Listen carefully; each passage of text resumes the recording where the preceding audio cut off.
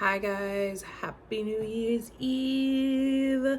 Welcome back to my channel.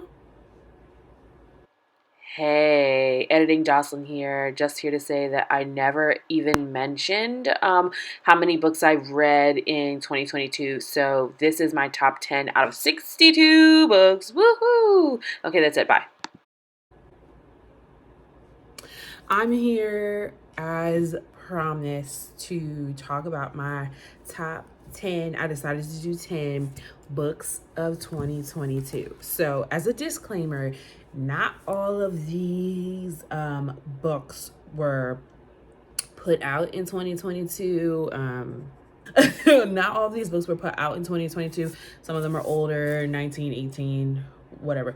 But these are books that are special to me in 2022. But before we dive into that, we gotta pay the light bill, girl, and check out my Etsy shop for lovely earrings like these. And then of course I'm having the time of my life making bookmarks right now. They are all, stunning. They're all stunning. They're all pretty stunning. They're all pretty cool. Here's this one with Kanye that I think is really cool.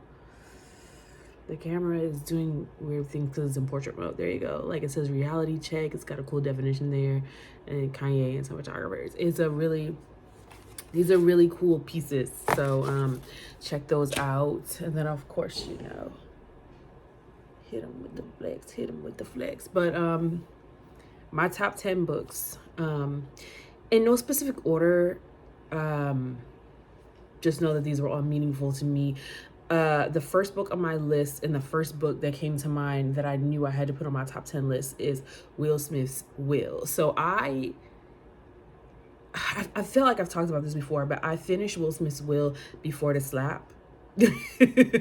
And to the point that after the slap, I really understood him as a person and why he would have went that route. And I think as far as a memoir and an autobiography, personal essay books go, this is like top tier. This should be, it looks like I keep going in and out of focus, so I'm looking at myself, sorry. This should be like the blueprint for other celebrities looking to make a memoir. It was like the right amount of information without being too invasive. It was really, really, really good. Kudos to Will Smith. And his story is also like a great story of perseverance, of pushing forward, learning life lessons. I really enjoyed Will. It is definitely, if that's probably my number one book, if I'm being honest. On that same vein or that same vibe, also on my list, a personal essay book, Jennette McCurdy's I'm Glad My Mom Died. And that book, I've always been a Jennette McCurdy fan. I have a video on this book in its entirety, so definitely check that out. I'll leave it in the description. But another amazing book, and so transparent in her still acknowledging that life can be a struggle, right? And that she's still in the struggle. I really enjoyed that book. I'm trying not to review them all, but definitely check that out. That lands high on my list. So the number 3 book that I have on my list is one that I just finished and I just posted a review on, Tomorrow and Tomorrow and Tomorrow. Like, this is, again, so typically my book vibes are racism books, personal essay books, and psychological thrillers. This is not that. This is very much so a deep dive into human nature. And like when I was looking at my review from the last time, I left out a lot of great things, girl. Like, it talks about disabilities, it talks about a lot of same-sex marriages and a lot of complicated feelings and a lot of complicated topics. This author really packed into that book. That one is by Gabrielle Zevin, and then Will Smith is obviously by Will Smith, and then Jennette McCurdy is obviously by Jennette McCurdy. The next book on my list I also have a review on. It was Dynamite, and this one is my era, okay, or like my area of expertise. It was The Island by Adrian McKenty. Chef's kiss, knocked it out of the park. it follows, you know, a girl who gets trapped on this island with these murderous people who are living off the grid and above the law or away from the law or whatever, however you want to. They're not following the law. They accidentally run someone over with their car. Things get a little dicey. She's got to protect the kids. Great story. Phenomenal story. Could not put it down. Immediate page turner. My next book, number 5, is We Are the Ants. So this was recommended to me by a YouTuber named Deity here on YouTube. He goes by Deity of YouTube. And I don't know how to describe this book. This one was also described as slow-paced, emotional. Not typically my vibe. A lot of deep dives into human nature. The main character, whose name I'm blanking on, but thinks he's being abducted by aliens, and but they never really clear up whether or not he actually is being abducted by aliens, or if he's using that as like a coping mechanism. I had to pause the video because naturally my brother came down the steps, and when he came down talking to me, I made the matching necklace to the earrings. Any hoodle, We Are the Ants. So that was recommended to me. I did really like it, and it lands on my definitely top 10 books of 2020.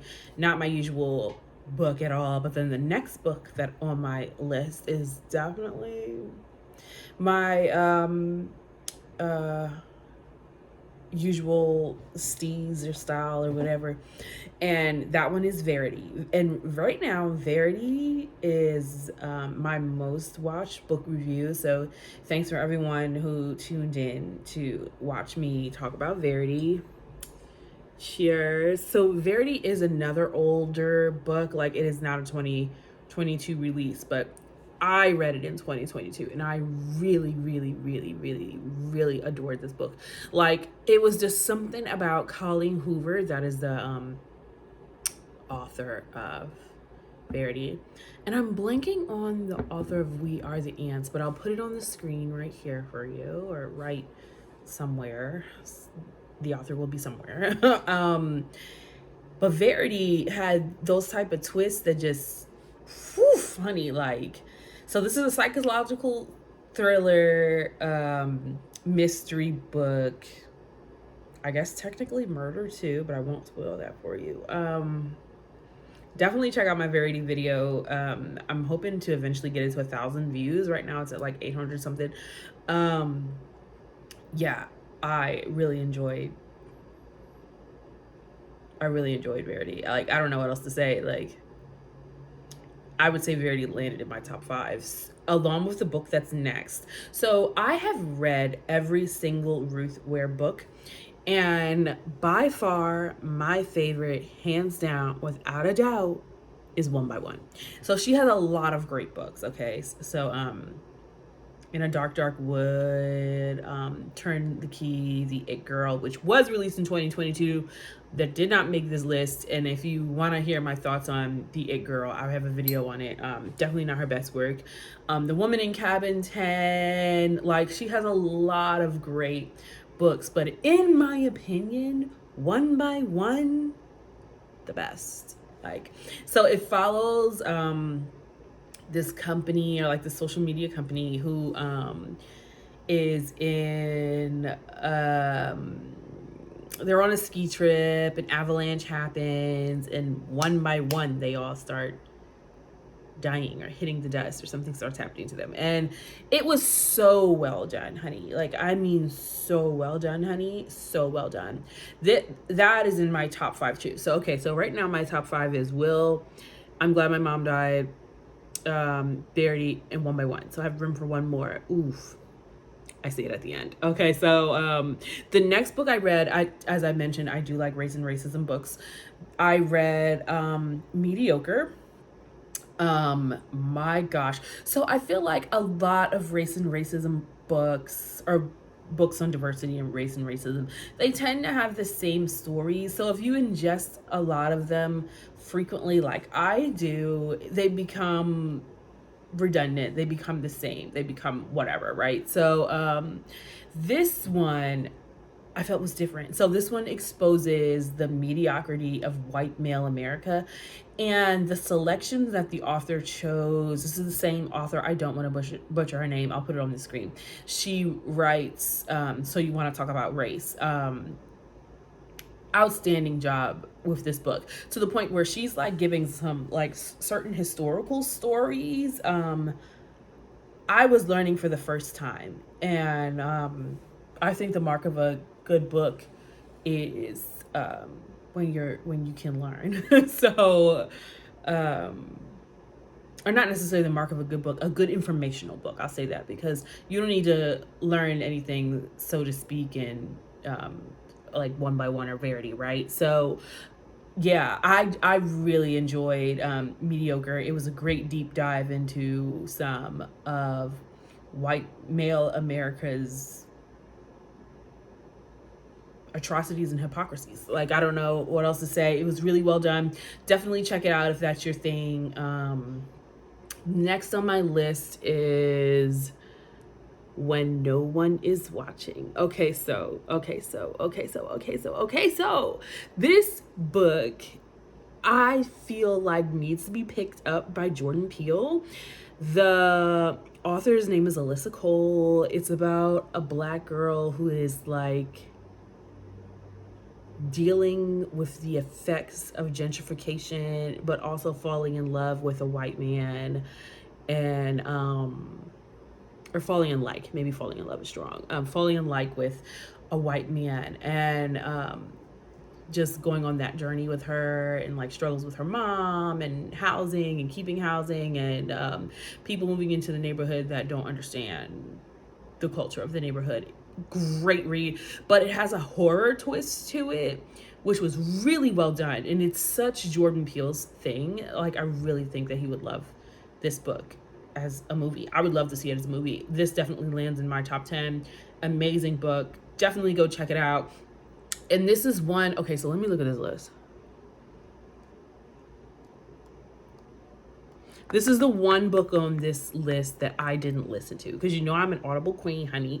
But this book I did not listen to. I got it from the library. I read it, and it was one of the few books I have physically read this year, and that it was an outstanding edition. That book is number 9. My number 10 book. Hold on.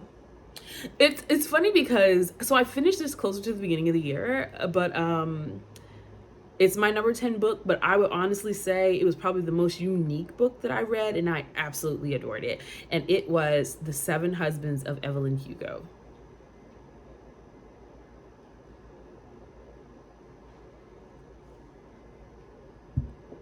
Let me tell you something. This book is on everyone's popular list for a reason, okay? Like,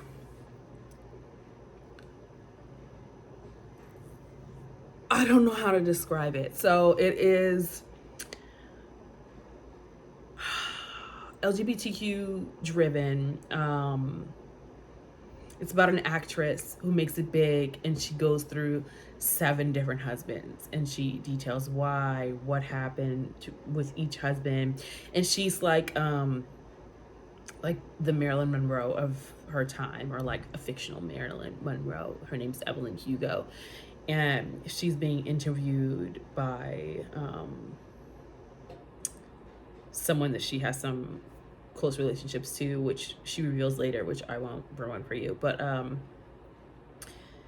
it was fantastic. I don't know what else to say without ruining that book for you, but it was fantastic. And I want to say that one was, of course, I'm recording on my phone, so I can't look it up. I want to say this one was released in 2022. Maybe not. Maybe late 2021. But it is a newer book, and it is fantastic. Like, I'm on the Storygraph. As you all know, I'm always promoting the Storygraph. I'm on the Storygraph, and it has like the hot books of the week. And I promise you, for the entire time I've been on the Storygraph, The 7 Husbands of Evelyn Hugo has not left the top. It has not left, and I see it is a fantastic book. It really is. So I will make that my 5th book. So like my top 5 out of the top 10 are definitely Will, I'm Glad My Mom Died, One by One, When No One Is Watching, and then the 7 Verity, and then the 7 Husbands of Evelyn Hugo. Take Off When No One Is Watching. Top 5. Yeah, those are my top 10 books. Those are the books that I walked away moved by, or books that made me really stop and think, books that made me reflect. Yeah, I definitely check them out. If I had to recommend just one off this list, gee, that's tough. If I had to recommend one off this list, I would say if you were going for a true story, definitely Will. And if you're going for fiction, I would definitely go for One by One by Ruth Ware. I'm done rambling about my books. This is going to be super fun to edit. I'm gonna do it, and we'll see if I can get the video edited before